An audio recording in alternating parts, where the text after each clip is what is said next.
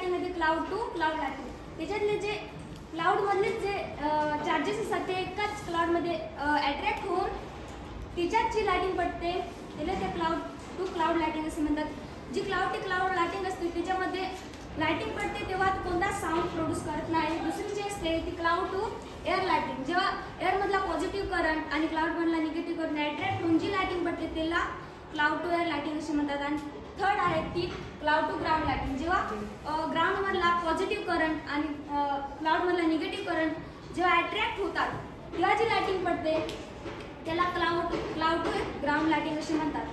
तर आता तुम्हाला प्रश्न पडला असेल की जो एवढा विजेचा एवढा मोठा आवाज असतो तो प्रोड्यूस कसा एवढ्या मोठ्या प्रमाणात प्रोड्यूस कसा होतो.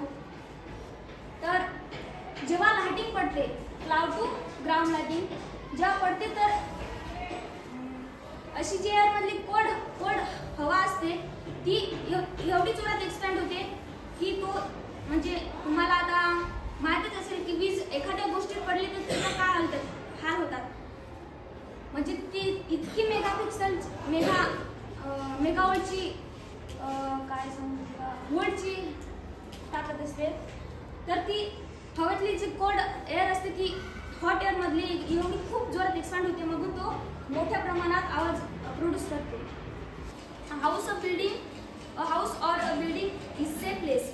म्हणजे जे हाऊस आहेत आपण बिल्डिंग्स आहेत त्या सेफ प्लेस आहेत.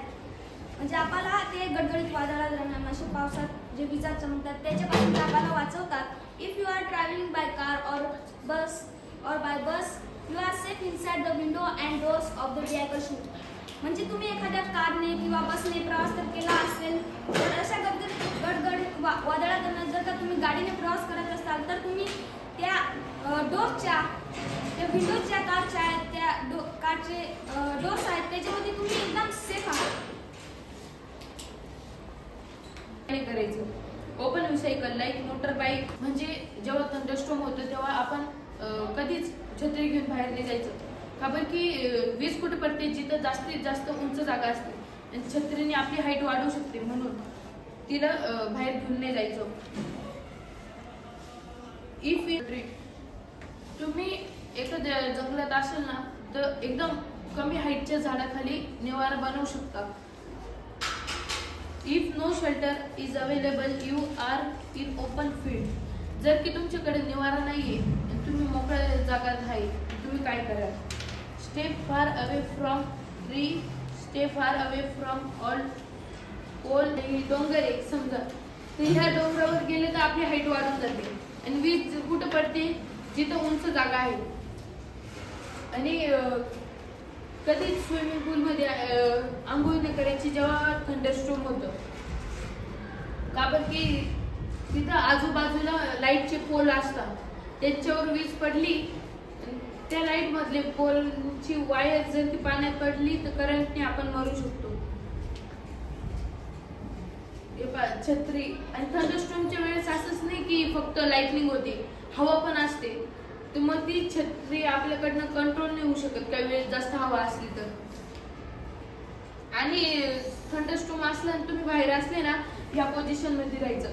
का बरं की ते आपलं हाईट कमी करते आणि कधीच खाली झोपवायचं नाही. का बरं की काही वेळेस अर्थक्वेक पण येऊ शकतं तर त्याच्याने आपले बोन्स ब्रेक होऊ शकतात.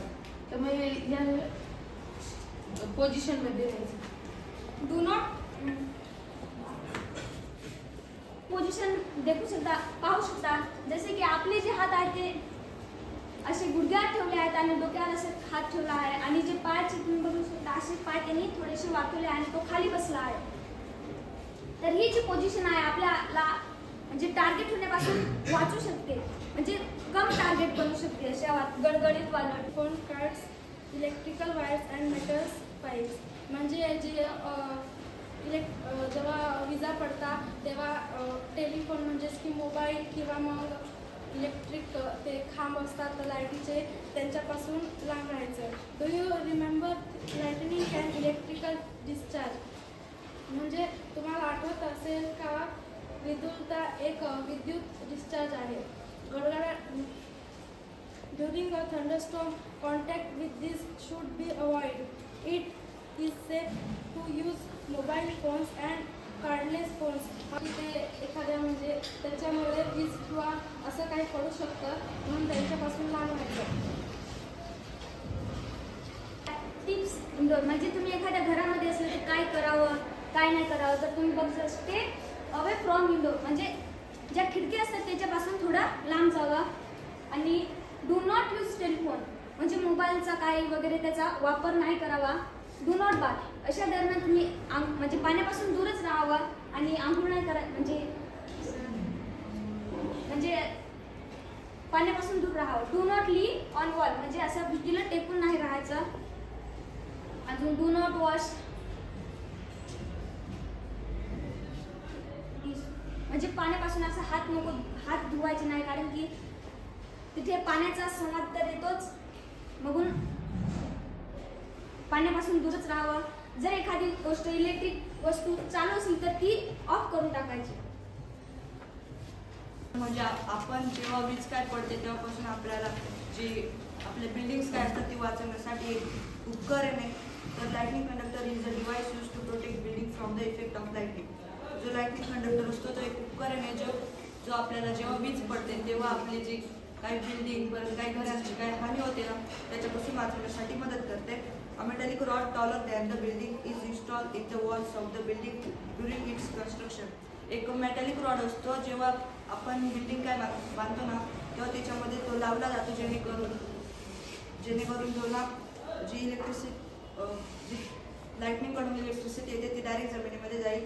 त्यानंतर one end of the rod is keeped out in the air and the other is very deep in the ground. जो एक रॉड असतो तो वरच्या साईडला बिल्डिंगच्या थोड्या वरच्या साईडला आणि दुसरा असतो तो जमिनीच्या खोल. कारण की जी लाइटनिंग असते ती ना वरच्या जी कोणती वस्तू आहे ना ती वरती असेल तर तिच्याकडे लाइटनिंग खेचली जाते. त्यामुळे ऑल्सो प्रोटेक्ट वस्तू at extent but do not touch them during the thunderstorm.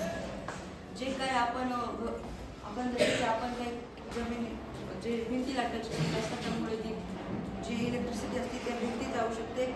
आणि पण जेव्हा लाइटनिंग म्हणजे वीज किंवा पाऊस चालू असतो तेव्हा त्यांना हात लावू नका कारण की जो झटका असू शकतो ते तुम्हाला बसू शकतो. इथे तुम्ही बघू शकता की एक लाइटनिंग कंडक्टर आहे जी त्याचा एक रॉड येतो वरच्या साईडला बिल्डिंगच्या वर कारण की आपल्याला याच्यामध्ये कळू शकतं की कोणती पण जी लोखंडाची वस्तू आहे ती तिला झटका बसू शकतो. त्यामुळे लाइटनिंग कंडक्टर याच्यासाठी वापरला जातो की ना जो काही झटका बसणार आहे तो खाली जाईल.